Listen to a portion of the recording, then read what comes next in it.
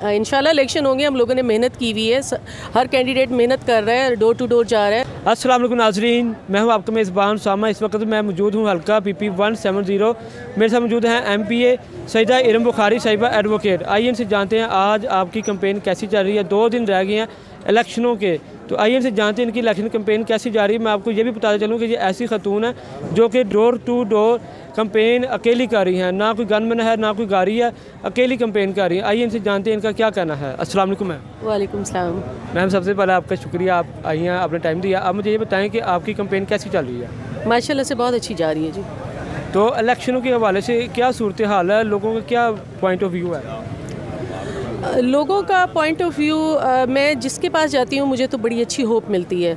तो अब बाकी जो बहुत लोग होप देते हैं, लेकिन बहुत लोग इलेक्शन वाले डे बाहर भी नहीं निकलते, तो ये भी एक ड्रॉबैक जाता है। तो अब ये टर्न आउट पर डिपेंड करता है कि कितनी आवाम बाहर निकलती है और कितने लोग वोटिंग करते हैं जी। तो आप इस टाइम धर्मपुरा मौजूद हैं, आप लोगों के पास जा रही हैं, आपको क्या लगता है कि यहाँ पे कितने लोग आपके साथ खड़े होंगे? धर्मपुरा आज मैं दूसरी दफ़ा आई हूँ और बल्कि तीसरी दफ़ा आई हूँ। मुझे बड़ा अच्छा रिस्पांस मिला। ये एरिया मैंने अभी कवर इतना नहीं किया था, तो ये मेरा एरिया रिमेनिंग था जो मैंने आज कवर किया, और मुझे यहाँ से माशाल्लाह से 80% रिस्पांस अच्छा मिला है।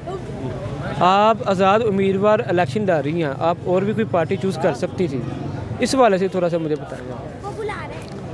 बस मैं ये बेहतर समझा कि मैं एज एन इंडिपेंडेंट कैंडिडेट जो है इलेक्शन लड़ूं, और बाकी मैंने अभी कोई डिसाइड नहीं किया। डिसाइड नहीं किया। तो इलेक्शन जब होंगे, इलेक्शन आप आज़ाद उम्मीदवार लड़ रही हैं, ठीक है, इसके बाद किस पार्टी को सपोर्ट करेंगी, कुछ तो आपने सोचा होगा? ये भी मैंने अभी कोई डिसाइड नहीं किया, तो आफ्टर रिजल्ट डिपेंड करता है ना, रिजल्ट क्या आता है। जी मैम, मुझे ये बताएं कि इलेक्शन की क्या सूरत हाल है, 8 फरवरी को इलेक्शन होंगे या नहीं होंगे?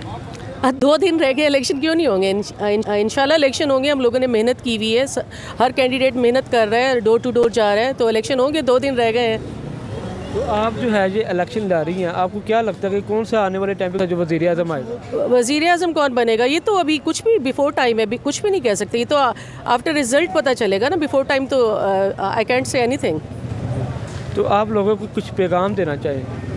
बस मैं लोगों को यही पैगाम देना चाहती हूँ कि आप लोग प्लीज़ समझदारी से काम लें, और उन लोगों को आप लोग वोट करें जिनके ऊपर आपको उम्मीद हो कि वो वाकई में ही जीत कर आप लोगों के लिए कुछ ना कुछ काम करेंगे। ये नहीं होगा कि इलेक्शंस जीतने के बाद फिर नेक्स्ट इलेक्शंस में आएंगे। तो सिर्फ आप उन लोगों को वोट करें जिन पे आपको उम्मीद हो।